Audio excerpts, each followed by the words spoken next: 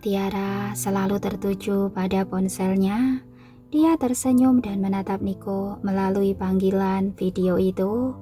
Keduanya saling menatap penuh kasih sayang. Bahkan jika sebuah layar memisahkan mereka, seseorang masih bisa merasakan aura cinta yang terpancar dari mereka. Mungkin itu karena Niko yang menemaninya. Tiara merasa sangat santai, lagu-lagu yang dimainkannya juga mengalun dengan sempurna dan penuh emosi. Begitu lagunya berakhir, Tiara sebenarnya masih ingin bermain sedikit lagi. Dia mengangkat kepalanya dan menatap Niko di video dengan mata berbinar. Kemudian dia berkata dengan manis, "Apa kedengarannya bagus?" "Iya, bagus sekali." Niko mengangguk. "Kalau begitu, saya akan memainkan beberapa lagu lagi untukmu." Saat dia selesai, dia memainkan lagu lain untuk Niko. Sementara itu, Niko menatap gadis itu dengan penuh perhatian. Setelah itu, Niko mendengarkan musik dari ponselnya sambil mengerjakan pekerjaannya. Senyum di sudut bibirnya tidak pernah pudar, dan dia merasa rileks secara fisik dan mental saat mendengarkan musik yang dimainkan oleh Tiara. Akhirnya Tiara selesai bermain dalam waktu yang cukup lama. Tiara mengangkat ponselnya, menatap pria tampan di hadapannya dengan penuh harap dan bertanya, "Bagaimana menurutmu tentang lagu yang baru saja saya mainkan?" "Kecuali pada bagian pertama, saya merasa bahwa bagian yang kamu mainkan setelah itu terasa lebih menjiwai dan rasanya seakan-akan kamu benar-benar lepas saat bermain." Niko menunjukkan perbedaan antara lagu-lagu tersebut dan mengungkapkan pendapatnya mengenai hal itu. Setelah mendengar komentarnya, Tiara pun mengangguk setuju. Meskipun dia memainkan lagu pertama dengan sempurna dalam hal teknik, dia tahu di dalam hatinya bahwa dia tidak sepenuhnya tenggelam dalam musik itu sendiri. Namun ketika dia berangsur-angsur santai dan menikmati lagu-lagu berikutnya, dia bermain secara lebih baik. Dia merasa seakan-akan pikiran dan jiwanya sepenuhnya selaras dengan lagu-lagu yang dia mainkan. Dia akhirnya berkomentar, "Sepertinya memang ada hasilnya saat pergi ke bar itu." Niko tertawa terbahak-bahak dan menyemangatinya sambil berkata, "Semoga berhasil. Saya menantikan peningkatan dalam penampilanmu nanti." Saat Tiara mendengarnya, dia mengangguk dan berjanji, "Saya akan melakukan yang terbaik." Setelah itu, keduanya berbicara sebentar. Saat Niko melihat ekspresi mengantuk di wajah kekasihnya, dia mendesak, "Baiklah, kamu tidur yang nyenyak sekarang. Jadi kamu benar-benar fokus selama latihan besok." Tiara tidak keberatan dengan nasihatnya dan memutuskan untuk istirahat malam itu. Setelah itu, keduanya mengucapkan selamat malam dan menutup telepon. Keduanya tidur nyenyak sepanjang malam. Keesokan harinya, Tiara pergi ke orkestra lebih awal. Mengikuti nasihat Engus, latihannya dia buat lebih santai. Di sisi lain, Hathaway khawatir Tiara berlatih sendirian. Jadi dia menemuinya dan bertanya, "Apa rencanamu untuk hari ini?" Dia khawatir Tiara akan menyesuaikan rencana latihan intensif untuk dirinya sendiri. Jadi dia berencana untuk turut campur dalam pengaturan Tiara jika dia tahu kalau Tiara masih melakukan itu. Tak tahu apa yang dipikirkan Hathaway, Tiara tidak merahasiakannya dan menceritakan hal yang telah dia sesuaikan untuk hari ini. Setelah mendengarkan, Hathaway terkejut. "Itu saja untuk hari ini? Memangnya kurang cukup? Kalau begitu, saya akan menambahkan lagi."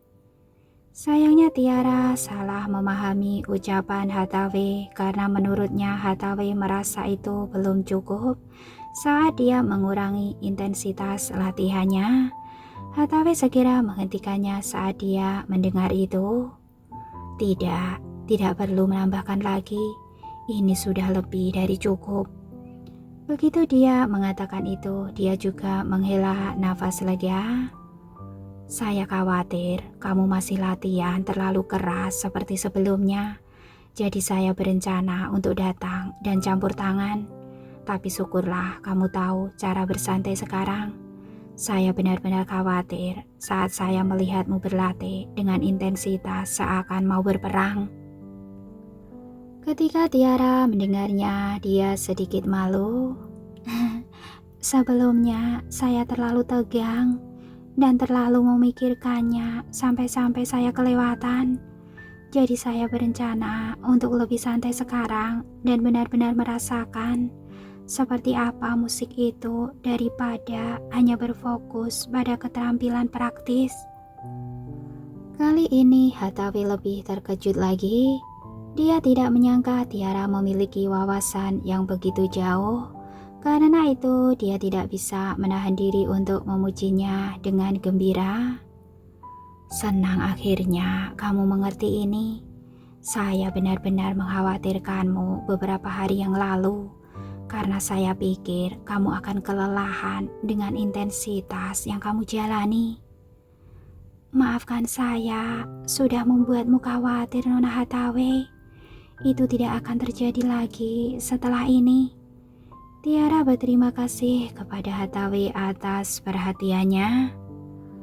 Hathaway melambaikan tangannya atas ucapan terima kasih Tiara dan berkata sambil tersenyum, "Karena kamu sudah paham sekarang, saya tidak akan ikut campur dalam latihanmu."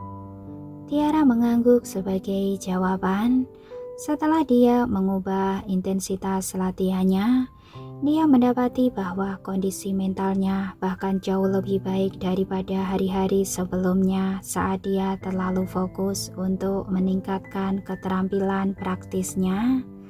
Oleh karena itu, dia menjadi lebih bertekad dengan rencananya.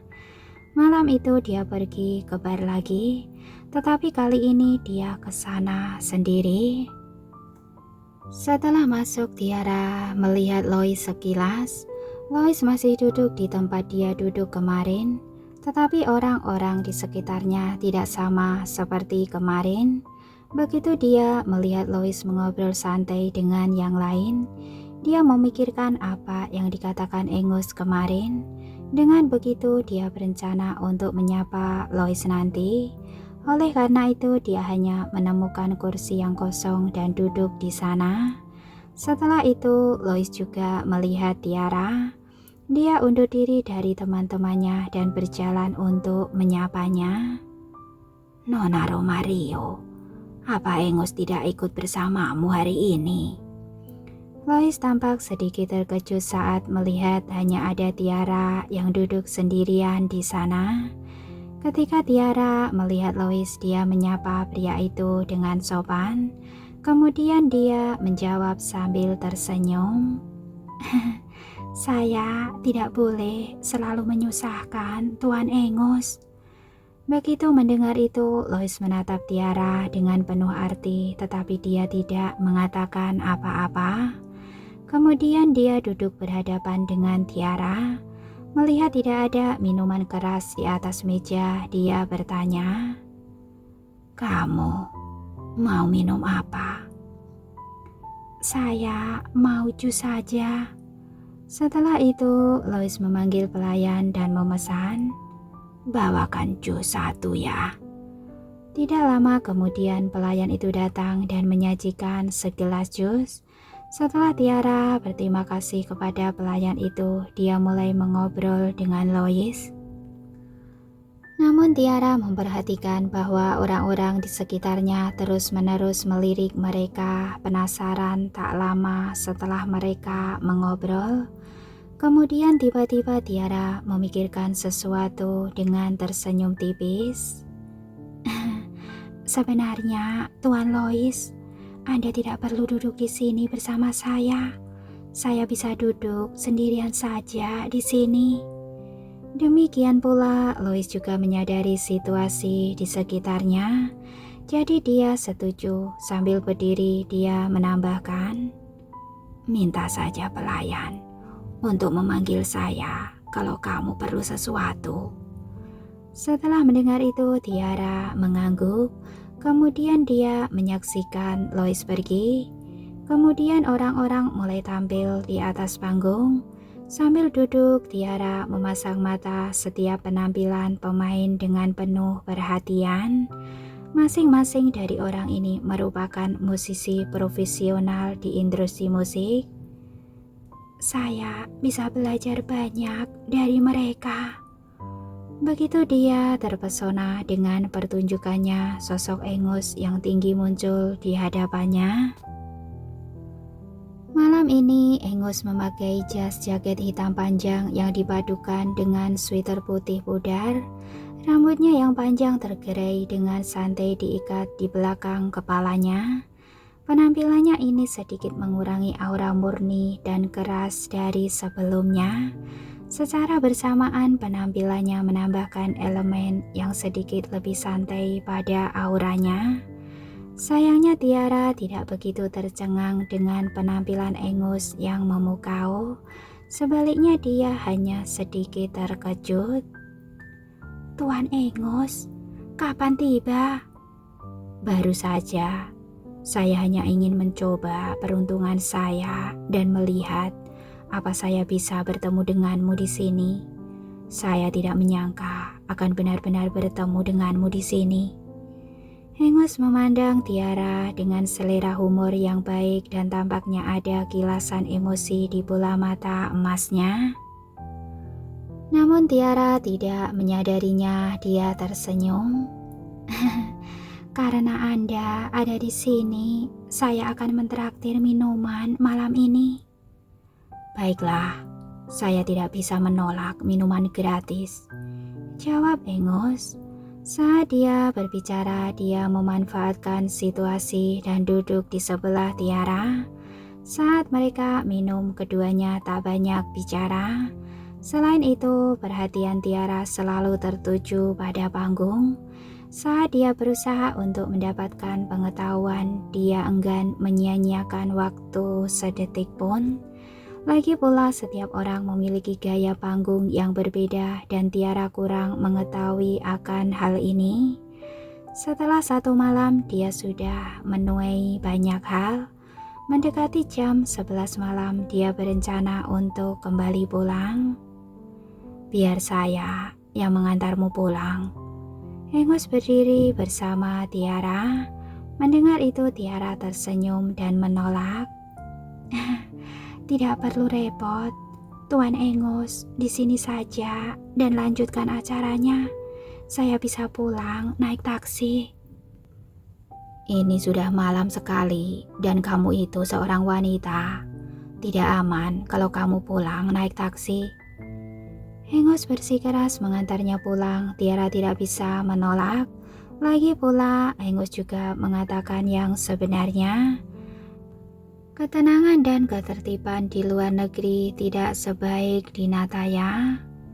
Lagi pula, saya berjanji pada Nico bahwa saya tidak akan membuatnya khawatir.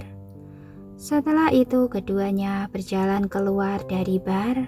Saat Angus hendak pergi ke mobilnya, sebuah Rolls Royce hitam berhenti di depan Tiara. Setelah melihat ini, Angus menghentikan langkahnya. Sementara itu, Tiara menatap mobil yang familiar di hadapannya dengan heran. Detik berikutnya, dia melihat Kayla keluar dari mobil dalam jas hitam. Begitu Tiara melihat kepala pelayan itu, dia semakin terkejut. "Kayla, kenapa kamu bisa ada di sini?" Mulanya Kayla melirik Angus secara diam-diam. Kemudian dia menjawab dengan hormat, "Nona Tiara, demi keselamatan Anda, Tuan Nico menginstruksikan saya untuk mengambil tanggung jawab untuk menjemput Anda." Setelah mendengarkan ucapan Kayla, bunga-bunga bermekaran di hati Tiara. Kemudian dia menoleh untuk menemui Engus dan tersenyum. Tunangan saya sudah mengutus seseorang untuk menjemput saya. Jadi Anda tidak perlu repot-repot untuk mengantar saya pulang. Begitu mendengar itu, Engus mengangguk. Tetap saja dia melirik Kayla dalam diam dari sudut matanya. Namun Kayla tidak memperhatikan tatapan Engus. Dengan sikap hormat, dia membukakan pintu untuk Tiara. Saat Engus menatap mobil yang perlahan menghilang dari pandangannya, tatapan Engus menjadi semakin tak terduga. Di sisi lain, Tiara mengeluarkan ponselnya dan menelpon Niko setelah dia meninggalkan bar. Kenapa kamu tiba-tiba berpikir untuk mengatur mobil untuk saya? Demi keselamatanmu. Dalam video tersebut, Niko menatap Tiara dengan tatapan lembut. Saya khawatir kamu pulang selarut ini setiap hari. Tentu saja ini juga untuk mencegah orang lain menawarimu tumpangan. Begitu Tiara mendengar itu, dia tercengang sesaat. Tak lama setelah itu, dia tak bisa menahan tawa. Saya takut kalau kalimat terakhir pasti alasanmu yang sebenarnya, benar kan? Dia menatap Niko dengan genit. Tetap terdiam, Niko tidak menyangkal. Setelah melihat ini, Tiara tersenyum. Saya sangat suka melihat Niko begitu peduli pada saya. Meskipun sekarang kami berpisah oleh jarak puluhan ribu mil. Saya bisa merasakan perhatiannya setiap saat. Ini membuat saya merasa sangat bahagia. Selama 10 hari berikutnya, Tiara mampir ke bar setiap malam untuk mendengarkan musik. Setiap hari dia belajar dengan giat dari para pemimpin industri dan terus meningkatkan dirinya di ruang latihan di siang hari. Selama periode tersebut, Hathaway juga datang untuk memeriksanya 2 kali. Dia mendapati bahwa kinerja Tiara sangat stabil. Tak hanya itu, dia bahkan menemukan bahwa keterampilan dan emosi biola Tiara telah mengalami pertumbuhan yang luar biasa, dan ini membuatnya sangat senang.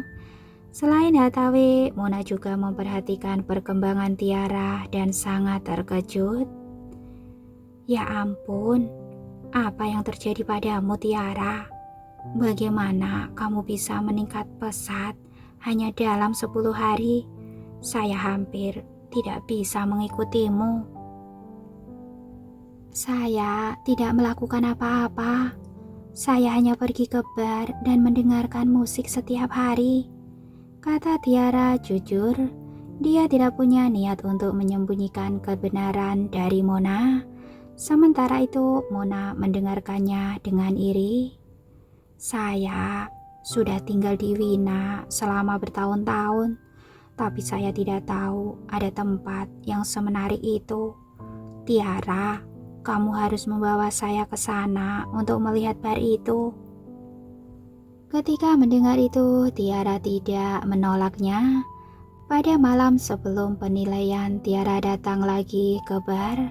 Seperti biasa, dia tetap datang sendirian kali ini. Setelah menyapa Lois, dia tidak langsung pergi seperti biasanya. Melihat hal ini, Lois berinisiatif bertanya, "Apa ada yang lain, Nona Romario?" "Apa saya boleh meminta slot untuk tampil? Saya ingin tampil sekali di atas panggung malam ini." Tiara mengungkapkan niatnya kepada Lois. Saat Lois mendengar permintaan Tiara, dia agak terkejut. Lagi pula, dia memang sudah beberapa kali meminta Tiara tampil di atas panggung belakangan ini. Tetapi Tiara tetap menolak semua undangannya. "Saya tahu, kamu pasti akhirnya mau tampil di atas panggung. Nah, sekarang apa kamu sudah belajar sesuatu selama ini? Dia menatap Tiara penasaran, namun Tiara tidak berniat menghilangkan keraguan Lois secepat itu. Karena itu dia berpura-pura menjadi misterius dan berkata, "Sepertinya begitu. Anda pasti mengetahuinya nanti." Menatap sikap misterius yang terlihat di mata Tiara, Lois terkekeh, tetapi dia tidak bertanya lagi.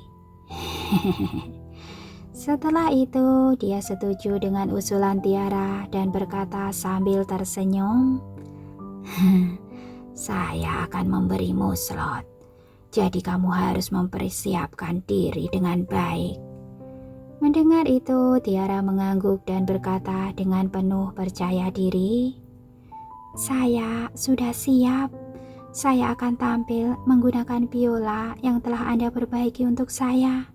Ini akan menjadi gugahan yang indah untuk Anda." Wow, kamu percaya diri sekali. Baiklah, saya akan menantikannya.